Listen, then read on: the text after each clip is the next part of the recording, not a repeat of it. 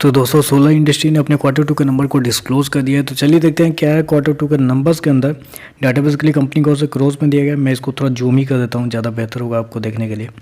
तो देखिए पिछले क्वार्टर की बात करें तो पिछले क्वार्टर में कंपनी का टोटल रेवेन्यू 1618 करोड़ के आसपास था, जो कंपनी ने ऑपरेशन के तो जनरेट किया था। पिछले साल 1566 करोड़। अभी देखें तो कंपनी के रेवेन्यू के अंदर हल्की सी गिरावट है, 1347 करोड़ कंपनी का रेवेन्यू आपको जाता हुआ देखने को मिला। तो साल दर साल देखें तो साल दर साल कंपनी के रेवेन्यू के अंदर ऑलमोस्ट बोल सकते हैं 15% के आसपास की गिरावट आपको देखने वाली। वहीं अगर क्वार्टर क्वार्टर जाते हैं तो क्वार्टर तो और बड़ी गिरावट आपको देखने वाली। वहाँ पर भी देखें तो अप्रोक्सीमेटली बोल सकते हैं 17 से 18% के आसपास की गिरावट है। तो क्वार्टर साल दर साल कंपनी का जो रेवेन्यू है वो आपको गिरता हुआ देखने को मिला। खर्चे की बात करते हैं, पिछले क्वार्टर में 1417 करोड़ खर्च किए थे, पिछले साल 1317 करोड़, जबकि अभी देखें तो कंपनी खर्चे 1070 करोड़ के आसपास है। तो इस क्वार्टर में कंपनी ने एक बहुत अच्छा काम किया है कि अपने जो खर्चे हैं उस पर कंपनी ने बहुत हद तक कंट्रोल करने की कोशिश की है, जो कि एक अच्छी बात है। चलिए कंपनी का प्रॉफिट क्या निकलता है वो देखते हैं। पिछले क्वार्टर में 201 करोड़ का प्रॉफिट था, पिछले साल 188 करोड़ का, जबकि अभी देखें तो कंपनी का प्रॉफिट 208 करोड़ के आसपास आपको देखने को मिला है। तो साल दर साल देखें तो साल दर साल कंपनी के प्रॉफिट के अंदर 11% के आसपास की तेजी आपको देखने को मिले। वहीं अगर क्वार्टर जाते हैं तो क्वार्टर कंपनी के प्रॉफिट के अंदर ऑलमोस्ट बोल सकते हैं 3.5 से 4% के आसपास की तेजी है। तो कंपनी का प्रॉफिट जो है वो आपको साल दर साल क्वार्टर बढ़ता हुआ देखने को मिला है।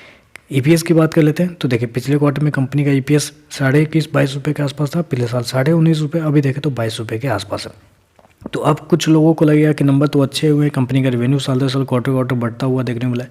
जी हाँ, नंबर अच्छे हुए, साल दर साल कंपनी का प्रॉफिट क्वार्टर कंपनी का प्रॉफिट बढ़ता हुआ देखने को मिला है।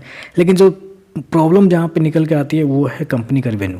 कंपनी का रेवेन्यू अगर कम हो रहा है इसका मतलब ये है कि कंपनी को इस क्वार्टर में कम प्रोजेक्ट हाथ में लगे हैं, उनके जो सेल्स है कम हुए हैं, उनके जो पुराने जो क्लाइंट होंगे वो शायद उनको छोड़ के निकल गए हैं। इस वजह से कंपनी का जो सेल्स है वो आपको कम होता हुआ देखने मिला है, जो कि एक टेंशन मतलब दिक्कत वाली बात है, क्योंकि सेल्स के ऊपर ही डिपेंड रहता है कंपनी का प्रॉफिट। अभी क्या है कि इस क्वार्टर में कंपनी ने अपने खर्चे को कंट्रोल कर लिया है।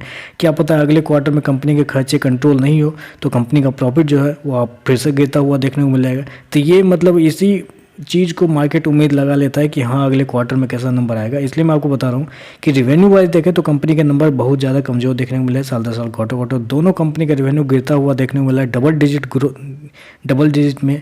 तो चलिए देखते हैं मार्केट कैसे रेट करेगा, लेकिन मेरे हिसाब से थोड़े से नेगेटिव नंबर है। प्रॉफिट को हटा देते हैं क्योंकि प्रॉफिट आज नहीं तो कल तो ऊपर नीचे होते रहता है, वो कोई बड़ी बात नहीं है। लेकिन रेवेन्यू देखा जाए तो रेवेन्यू बहुत बड़ी चिंता वाली बात है।